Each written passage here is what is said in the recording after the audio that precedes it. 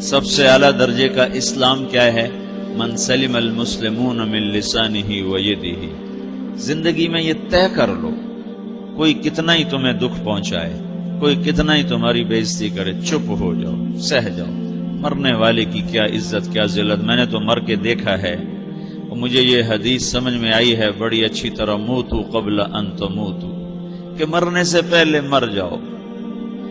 اس وقت اگر میں مر جاتا تو مجھے کوئی گالیاں دیتا تو مجھے کیا نقصان تھا، اور مجھے کوئی نعرے لگاتا میرے لیے تو میرا کیا نفع تھا. تو مرنے سے پہلے مر جاؤ. کوئی تمہیں برا بھلا کہے تو تمہارا کیا نقصان ہے، تمہیں کوئی واہ واہ نعرے لگائے تمہیں کیا نفع ہے. اگر اللہ راضی ہے تو مردہ باد اور زندہ باد سے بے نیاز ہو. ابو ذر رضی اللہ تعالیٰ عنہ کو ایک آدمی نے گالیاں دی تو انہوں نے فرمایا بیٹا ایک گھاٹی آگے آ رہی ہے، اس میں گر گیا تو جو کچھ کہہ رہے ہو اس سے بھی زیادہ کا حقدار ہوں، اور اگر پار ہو گیا تو تیری گالیوں سے مجھے کوئی فرق نہیں پڑتا ہے. من سلم المسلمون من لسانہ و یدہ موتوا قبل ان تموتوا. چونکہ آج کل اخلاق ہیں انتقامی، معاف کرنے والے اخلاق ہیں نہیں، انتقامی اخلاق ہیں. ہمارا معاشرہ انتقامی ہے، اچھا کرو گے تو ہم اچھا کریں گے، برا کرو گے تو ہم برا کریں گے، جیسا کہو گے ویسا ہم سے سنو گے. یہ ہمارا ماحول ہے، یہ ہمارا. ایک ماں کہہ رہی تھی دوسری ماں کو میرے پترا کدی کسی نے واسطے سلام نہیں کیتا. بڑے فخر سے کہہ رہی ہے، ہمارے اپنے گاؤں کی بات. میرے پترا کدی نہیں کسی نے واسطے سلام کیتا، مائی جڑا کرے انہوں کریں دیں، جڑا نہ کرے انہوں پوچھ دے ہی کوئی نہیں. یہ وہ فخر سے کہہ رہی. جو سب سے بڑا عیب ہے وہ سب سے بڑا فخر بنا ہو. میرے پترا کدی نہیں کسی نے واسطے سلام کیتا. جب ماں باپ نے یہ سبق دیا تو اولاد کا کیا قصور ہے. ہمارا معاشرہ انتقامی ہے، ایک کی 10 سنانے کا ماحول ہے، تو آپ 100 کی ایک بھی نہ سناؤ. احنف بن قیس رضی اللہ تعالیٰ عنہ پہ ایک آدمی نے چڑھائی کر کہنے لگا ایک سناؤ گے نا تو 10 سنو گے میری طرف سے. تو احنف بن قیس کہنے لگے بھائی تو مجھے 100 بھی سنائے گا نا تو میری طرف سے ایک بھی تو نہیں سنے گی. ایک آدمی ان کی بڑی بےزتی کر رہا تھا اور وہ چل رہے تھے اور وہ 100 گالیاں بک رہا ہے. جب آ گیا نا قریب شہر تو کہنے لگے دیکھا میرا قبیلہ یہاں رہتا ہے، اگر کسی نے سن لیا نا تو تیری بڑی دھلائی کر دے گا، تو نے جو مجھے گالیاں دینی میں کھڑا ہوں یہیں تو دے لے، تو اپنا سارا زور پورا کر لے تاکہ آگے تجھے کوئی تکلیف نہ پہنچا دے میری وجہ سے. تو وہ پاؤں پہ گر کے معافی مانگنے لگا کہ واقعی تو بڑے حلم والا. وہ مشہور تھے اپنے حلم میں، بردباری، اور لوگ ان کا امتحان لینے آیا کرتے تھے کہ بھئی کوئی ہے جو احنف کو غصہ دلا دے، تو لوگ ناکام ہو جاتے تھے، ان کو غصہ نہیں آتا. ایسے ایک عرب سردار گزرا معن بن زائدہ، وہ بھی اپنے حلم میں بڑے مشہور تھے. ایک دفعہ لوگوں میں شرط لگ گئی کہ کوئی ہے معن بن زائدہ کو غصہ دلائے تو ہم اس کو انعام دیں گے. تو ایک شاعر نے کہا میں غصہ دلاتا ہوں، تم دیکھنا ایسے سیخ پا ہو جائے گا جیسے جانور. تو وہ چلا گیا اس کی مجلس میں، دربار لگا، عرب سردار تھا بہت بڑا، دربار لگا ہوا. تو کہتا السلام علیکم. وعلیکم السلام. تو معن بن زائدہ پر ایک دور بڑے فقر کا گزرا تھا، پھر اللہ نے اس کو بہت بڑی سرداری دی، بنو عباس کا بہت بڑا یہ وزیر گورنر تھا.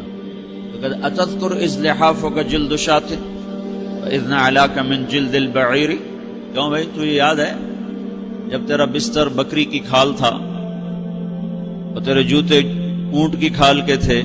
تو کہنے لگا کیوں نہیں یاد، بھلا کوئی ماضی بھی بھولتا ہے.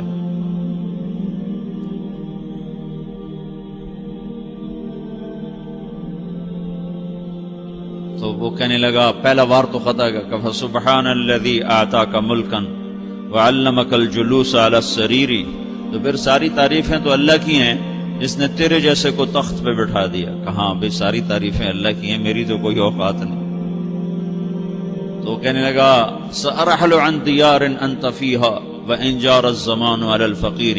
جہاں تیرے جیسا حکمران ہو وہاں مجھے رہنا گوارا ہی نہیں ہے، میں یہاں سے چھوڑ کے نکل جاؤں گا چاہے کتنی تکلیف اٹھاؤں. بڑے دربار میں یہ ایک گورنر اور وزیر سے بات ہو رہی ہے تو وہ کہتا ہے اچھا بھائی اگر تو ہمارے پاس رہے گا تو ہم تیرا اکرام کریں گے، اور اگر تو جانا چاہتا ہے تو پھر رافقت کا سلام، تو وہ یہ بار بھی خالی گیا تو کہنے لگا فجد لی ابن ناقصۃ بمال،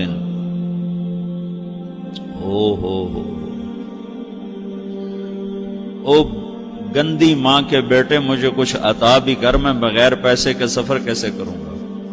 عرب کو کسی کو بھی ماں کی گالی دے دینا اور پھر عرب سردار ہو۔ فجد لی ابن ناقصۃ بمال، بری ماں کے بیٹے مجھے کچھ پیسے بھی دے، میں نے جانا ہے۔ میں کہا اس کو 3000 دے دیا جائے۔ اللہ، تو کہنے لگا قلیل ما آتیتنی و انی لأطمع منک فی الکثیر، یہ تو بہت تھوڑا تو نے دیا ہے، مجھے اور دے۔ کہا اچھا بھائی 3000 اور دے دو۔ تو وہ شاعر کی بھی آنکھیں پھٹ گئیں، کہنے لگا اب ٹھہر جا ٹھہر جا، اب میں تیری اصل تجھے بتاتا ہوں۔ سألت اللہ ان یبکیک ذخرا فما لک فی البریۃ من نذیری، میں اللہ سے دعا کرتا ہوں اللہ تیرے جیسوں کو سلامت رکھے، تیرے جیسا دنیا میں کسی ماں نے جنا ہی کوئی نہیں۔ فمنک الجود والافضال حقا وفضل یدیک کالبحر الغزیر، تو ہی سخی ہے، تو ہی کریم ہے، اور سمندر بھی تیری سخاوت کے آگے کچھ نہیں ہے۔ تو نے کہا اچھا بھائی تو نے ہماری برائی کی، ہم نے تمہیں 6000 دیے، اب تو نے ہماری تعریف کی، اب 10,000 اور دے دو اس کو۔ باتیں ہی رہ گئیں، باتیں ہی رہ گئیں۔ کہاں سے لائیں ایسے لوگ؟ ہمارا معاشرہ انتقامی ہے، بدلہ لینے کا ہے، بدلہ لینے کا۔ تو میرے ساتھ کیا میں نے بھی کرنا ہے۔ تو اعلیٰ درجے کا اسلام یہ سکھا رہا نہیں چپ ہو جاؤ، سلامت بن جاؤ، سلامتی بن جاؤ، سلامتی کی علامت بن جاؤ۔ من سلم المسلمون من لسانہ ویدہ۔ اب وہ سوال کرتا ہے یا رسول اللہ ای الایمان افضل، سب سے اعلیٰ درجے کا ایمان کیا ہے؟ اسلام کیا ہے؟ کلمہ، نماز، روزہ، حج، زکات۔ اعلیٰ درجے کا اسلام کیا ہے؟ من سلم المسلمون من لسانہ ویدہ۔ یہ اخلاق کا ادنا درجہ ہے، ادنا درجہ ہے۔ ادنا درجے پر پہنچ کر آپ اسلام میں اعلیٰ درجے پر آ سکتے ہیں۔ وہ سوال کرتا ہے ایمان کیا ہے؟ تو آپ نے کہا اللہ پر، فرشتوں پر، کتابوں پر، رسولوں پر، موت کے بعد کی زندگی پر، تقدیر پر۔ اب ایک اور سائل سوال کرتا ہے ای الایمان افضل، سب سے اعلیٰ درجے کا ایمان کیا ہے؟ تو آپ نے فرمایا حسن الاخلاق، اچھے اخلاق سب سے اعلیٰ درجے کا ایمان ہے۔ جو آدمی اسلام میں، جو آدمی اخلاق میں، جو مرد عورت اخلاق میں ادنا درجے پر ہوتا ہے وہ اسلام میں اعلیٰ درجے پر پہنچتا ہے۔ اب اگر وہ اخلاق میں اعلیٰ درجے پر آ جائے تو اب یہ کہاں پہنچے گا؟ اب یہ کہاں پہنچے گا؟ میرا نبی کہہ رہا ہے سب سے اعلیٰ درجے کا ایمان ہے حسن اخلاق، حسن اخلاق۔ ابو ہریرہ نے پوچھا یا رسول اللہ وما حسن الاخلاق، یہ بھی ایک اور حدیث ہے، یا رسول اللہ حسن اخلاق کیا چیز ہے؟ تو آپ نے 3 چیزیں فرمائی، تصل من قطعک وتعطی من حرمک وتعفو عمن ظلمک، جو تم سے توڑے نہ تم اس سے جوڑو، نہیں کرتا سلام نہ کریں، کوئی ہم چھوٹے باپ کے ہیں، ہم تو کبھی بھی نہ کریں، ہم تو کبھی بھی نہ منہ تھوکیں بھی نہیں ہم تو میرا نبی کہہ رہا ہے جو توڑے تم اس سے جوڑو،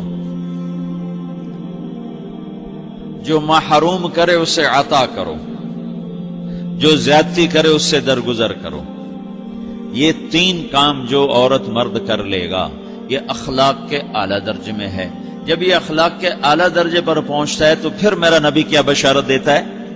ادنا درجے پر پہنچ کر تو اعلیٰ مسلمان کی بشارت ہے، اور اخلاق میں اعلیٰ درجے پر پہنچ کر میرا نبی کہتا ہے کاد الحلیم ان یکون نبیا، اعلیٰ اخلاق والا بس نبی بنتے بنتے رہ جاتا ہے۔